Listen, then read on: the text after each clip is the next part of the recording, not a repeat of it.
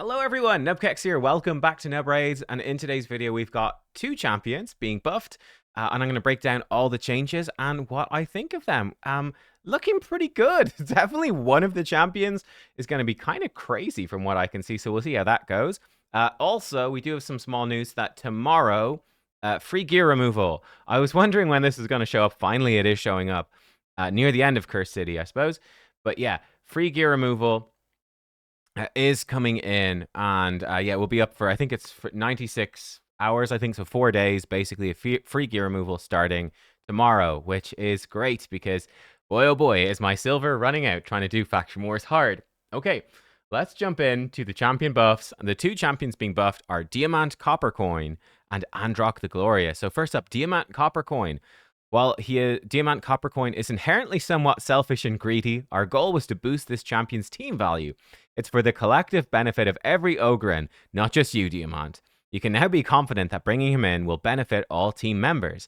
He now provides a more consistent turn meter boost, ensuring good value even when all buffs are removed. And speaking of buffs, his passive now converts debuffs into buffs for any ally. Certainly enough to declare, I'm a team player now, don't you agree? They've had a bit of fun writing this, and I appreciate it. You know, it's cool. Often we just dive directly into how they've changed the kit, but they put some work into that, so I wanted to look at it. But here he is, Diamant. Needless to say, wow, I didn't realize it was that bad. He is not a well-liked champion, to be honest. So we've got the actual changes here. Here we go. So charitable donation. I think that, yeah, that was his A2. So, the old version attacks all enemies, increase all ally buffs. That's the same. The old version filled Diamant's turn meter by 10%, an additional 5% for every buff that had its duration increased by this skill. Now, it doesn't do that at all. It just fills the turn meter of all allies by 20%. So that's a huge upgrade. That's actually really, really solid. He is a 112 base speed champion with a 20% turn meter boost, 20% speed in all battles aura. So, like, he's very solid, not like crazy.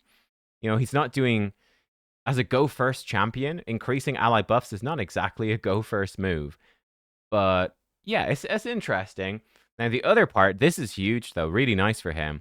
Before, it used to be a 50% chance to convert debuffs into buffs before they're placed on him.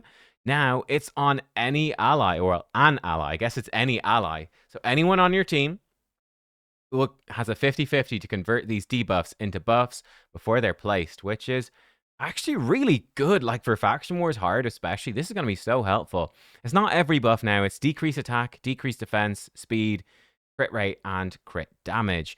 Interestingly enough, I've not seen too much of this champion before, because obviously, you know, he kind of sucks. But it looks like even the small version of the debuff just becomes the big version of the buff, which is interesting, because they do have you know, a small increase attack as well, but it seems like the small decrease attack just goes into the big increase attack. Don't know if it really matters anywhere, but it's just an interesting thing to note. I would say decreased defense and decreased speed are the two really big ones. Having those turn into buffs instead is absolutely massive, so that's huge. Decreased attack, crit rate, crit damage, typically only really mattering to your damage dealer, but it does actually matter quite a lot. And there can be some annoying enemies in these Faction War ways or Curse City or whatever that do that sort of stuff. So yeah, Diamant, what else is he doing? He has three intercept stacks on a target ally, increase resist and strengthen on everyone. And then he obviously extends those. He does a bit of healing on his A1. Yeah, he's still not an amazing Void Legendary, but he's decent, right? He's okay. He's not absolutely terrible. He'll definitely be huge for Ogren in Faction Wars. Ogren in Faction Wars is absolutely awful. They're probably the worst faction. So that's nice. Cool. I don't have him. I still feel like he's not a champion I'd be very excited to pull, but he's decent. Like 20% turn meter boost with buff extension. Sure. Nice buffs. The passive is really solid. Yeah, he feels like a good but not crazy champion. Now, next up, we have Androck the Glorious. With this rebalance, we aim to restore the Lion's prowess, especially for his second form, while simultaneously, depending on where you're from, enhancing his utility within your team compositions. With increased damage output, We anticipate his strong performance as a secondary damage dealer in various PvE locations in his second form, particularly against bosses. Concurrently, his first form will serve as an even more resilient team defender in the arena. His revamped passives now boost the stats of all allies, while his A3 in the second form does max HP based damage to bosses. This allows for flexible investment in his damaging stats and ignore defense sets. Wow, positioning him as a secondary damage dealer or solidifying him as a steady defense tank with protection set pieces. His passives will ensure your team benefits from additional resistant accuracy depending on his current form. So they're really leaning into multiple ways to build the champ, which is interesting, right? With mythicals, there's always this debate. Should you build the mythical just one way, and that should work perfectly for both forms, or are a variety of builds viable? It's an interesting debate. I've seen arguments on both sides of it. With Androc, they're clearly going for it. You can build them more for Form 1 or more for Form 2. And, you know, there's not going to be a perfect overlap. But yeah, they're pushing him very much as a damage dealer. That is interesting. Here we go. So this is everything that is changing. It's a lot, fellas. It's a lot. Now, to start it off, his base form speed, I wonder if this might be both forms. I'm not sure. But he's going from 110 to 115. So he's actually going to be very fast. 115 is the fastest in the game. So yeah, he's going to be very, very quick now. That's a kind of a surprise buff to me. Yeah, he's got the same speed in both forms. Maybe his alternate form would be a bit slower. Not sure. Maybe it'd still be the 110. Yeah, that's kind of surprising because he's 110's already super fast, so that's nice. So his A1, Pride's Bite, attacks one enemy, increased defense and all allies for 1 turn. The damage multiplyer's gone up. So again, that seems a bit weird. Damage multiplier gone up. The reason is that they are intending that you could build him as more of a damage dealer, which is surprising. Now, they haven't upped the damage of his A2, which is an AoE attack. I guess that does enough damage. I don't know. Then Rock of Werenber. This is his A3. Increased resist, strengthen, continuous heal, additional continuous heal. Now this is a turn meter boost as well. 15% turn meter boost for everyone. That becomes actually pretty interesting with 115 base speed. He's crazy fast. 15% turn meter is not the biggest amount of turn meter at all, but it's okay. But he becomes like a Sifi-esque champion in a way, kind of weirdly, right? No increased speed, but increased resist, strengthen, and a heal, plus 15% turn meter. That's kind of spicy. Like you might have a super fast Androc, or you might see it, again, just being a nice turn meter boost because he's sort of, you know, always boosting your turn meter, right? His passive, whenever you deal critical hits, fills the turn meters of everyone by 5%. That's anyone on your team. It can only trigger once per attack, but still, he's sort of constantly turn meter boosting you. So it will certainly fit well, very well into that, even more turn meter from him. That's interesting. The biggest buff, though, probably the biggest buff is to his passive. This used to increase his resistance by 10 for every buff on every ally. Now it's each ally's resistance gets increased by 10 for each buff on all allies. If I'm understanding that correctly, let's say I have 5 buffs on 5 allies, 25 buffs total, 10 resistance times 25. My understanding that would be 250 resistance with 10 buffs on everyone, which is admittedly very hard to do. It'd be 500 resistance if you got 5 people. In Hydra, when your team is bigger, you got 6 people, it'd be even more, actually. In Arena, it would be a bit worse, where you've only 4. But still, that seems to me like a huge resistance boost. On top of the fact that he's giving you increased resist as well, which presumably is then multiplying this bonus resistance. So this seems actually kind of insane. It seems really good. My gosh. So yeah, have Androck buff you up. And of course, he extends buffs on his A2. His A2 is extending all buffs. So he is maintaining his own buffs, very high uptime, at least 3, very high uptime, sometimes an extra continuous heal, sometimes increased defense. So he can have 3 to 5 buffs on you typically. Put him with someone else, he's going to give you a ton of resistance with this new passive. I think that's going to make it very, very strong, actually. And you know, he's already good for Hydra, extremely good for certain Chimera teams, probably extremely good in Demon Lord, though that's not too important for endgame.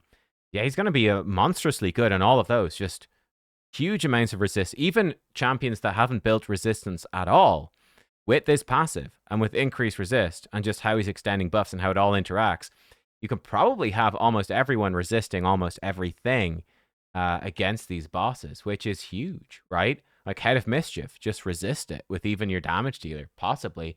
I have to do the maths to be sure. I'll definitely test. I have Androc, so we'll definitely test it out and when this goes live. But it seems like a huge buff. Right, let's look at his second form, which is really spicy because they're pushing it more as a damage thing, which is super surprising. So his A, let's flip him over here as well so we can compare stuff if we need to.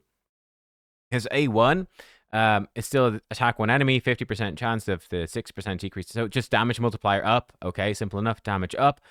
Palisade Breaker. This is his AoE. Decrease resist, weaken, enfeeble. The enfeeble can't be removed if they have less than 50% HP when he places it. It also decreases turn meter of all enemies by 15%. And it now does more damage. Okay, that makes it a lot more appealing. It's something from Faction Wars, because we beat Faction Wars hard, Bannerlords, yesterday, the day, I don't know, recently, within the last 3 or 4 days, we beat it. One thing that was slightly disappointing to me in Faction Wars Hard, the Enfeeble debuff is not actually that crazy useful because it can't be placed on bosses, but the enemies hit so hard that they kind of kill your damage dealers, even if they have Enfeeble. Like, we had a White King Narses nuke our Baron for 40,000 damage while he had Enfeeble. I was like, okay, right, that didn't help too much. I think the turn meter pushback there is very nice. That's cool. And again, the damage going up on everything. It's A3, Roar of Kitharus. Again, the damage multiplier is changing. The old version of this, you would remove all buffs from all enemies, and then it would do pure damage to each enemy equal to 5% max HP for each buff removed, but it couldn't be critical. And then he put block buffs on enemies who didn't have buffs. Now it's going to be remove buffs from all enemies, then attacks all enemies. If the target is a boss, the damage inflicted is equal to 10% of their maximum HP. And then block buffs on all enemies without buffs.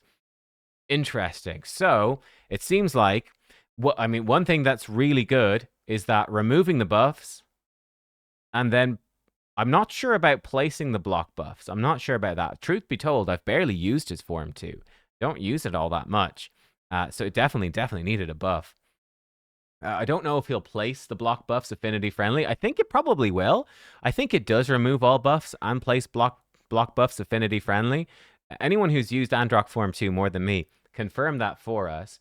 But it now seems that it's just a normal attack. Against most enemies, it's just a normal attack. So it's going to probably, damage multiplier change, probably scale off of defense and need crit rate and obviously crit damage and all the rest. Ignore defense is going to help as well.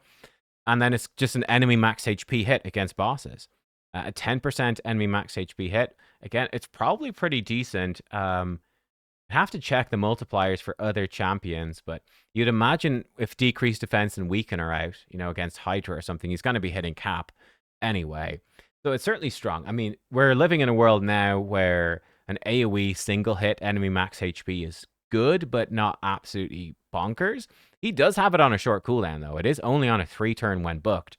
So a 3-turn cooldown, AoE, enemy max HP hit against Hydra, or just like a good damage nuke against other bosses. It's certainly good. It is certainly good. And certainly for early game, where bosses don't have capped damage for enemy max HP, it's going to hit really, really hard. But yeah, he might need some crit damage and stuff like, I don't know. Yeah, depending on what these damage multipliers actually end up being, he might actually need some crit damage. He's almost definitely going to want 100% crit rate. It's good for both forms because obviously his base form, if he's critting, he does attack 2 out of his 3 turns. So critting is actually quite nice. It's giving you 5% turn meter extra every time he crits. It's kind of decent. But yeah, it seems like for this form, yeah, it's very interesting they're pushing his damage. That's not all. We've got one final change, which is to his passive. We already mentioned the speed, but it's to his passive in Form 2. Used to boost his accuracy by 10 for each buff on each enemy. Now, it will increase each ally's accuracy by 10 for each buff on all enemies. Again, that's phenomenal. Like, maybe not quite as useful as the increased resistance one, but it's still good. Like, if they come in and they put up, let's say 5 buffs on 4 enemies. Let's say it's an arena situation. There's 4 enemies, 5 buffs, so they've 20 buffs. You're getting 200 accuracy on all of your champions. Why I say it's slightly awkward is that it seems like you're going to be building him to be pretty fast, and he's preferably removing the buffs and putting block buffs. So there's a little bit of anti-synergy there. I think this one changing's not so important, right?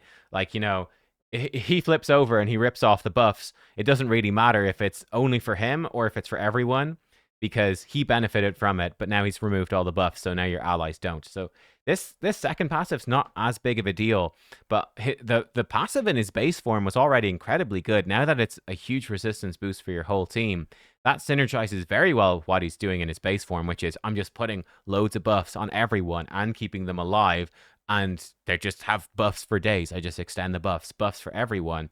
Now they've got loads of resistance as well. Like, that synergizes incredibly well.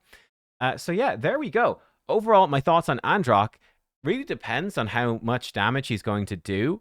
I do think it's interesting that they didn't add anything to make him transition between the forms a bit more smoothly. Yeah, that's a little bit weird. He still seems like a champion you might build mostly for one form and not use too much in the other. We'll have to see with that. His base form got a pretty big buff, though, which surprises me. Yeah, turn meter boost over here. His passive's getting really strong for resistance, more base speed. Those are all really nice buffs to a base form that was already very strong. His alternate form, I wonder, did they buff it enough? It's hard to know. Has he been buffed enough? I'm not sure. It's really going to depend. A lot of the buffing is just being these damage multipliers. If we exclude the damage multipliers, he's basically just very situationally giving you more accuracy and doing a 15% turn meter pushback if we exclude anything damage related, which actually isn't that much. So yeah, that's sort of my impression of Androck. I'm actually surprised by them adding more stuff to his base form, and it really depends on the damage, because the utility of his alternate form, I feel like they left that a little bit light. I thought that they would do more for that, honestly, but haven't tested his damage. Maybe he is actually really good damage dealer now. Which could be defense based as well. I mean, he's got massive base stats. Like, look at his alternate form stats. Almost 24k HP, 1400 defense, 110 speed. Like, the dude is pretty stacked in terms of stats. He's squishier in his base form, but he does have a ton of defense. I don't know. Yeah, we'll see. We'll see. There you go. They are the champions. Let me know what you think. I do have Androck. I think it's certainly exciting. I hope the damage multipliers are significant for Form 2, because this Form 2 is certainly underwhelming. By the way, this champion does have some pretty fun lore. It's kind of sad. It's quite sad, actually. Quite sad lore. But there you go. Androck. Yeah, he definitely... This is a mythical who needed a buff, and it's exciting to see it. Next up, Fjorad, hopefully. Crossing our fingers. Guys, thanks for watching. We'll see you all next time. Goodbye.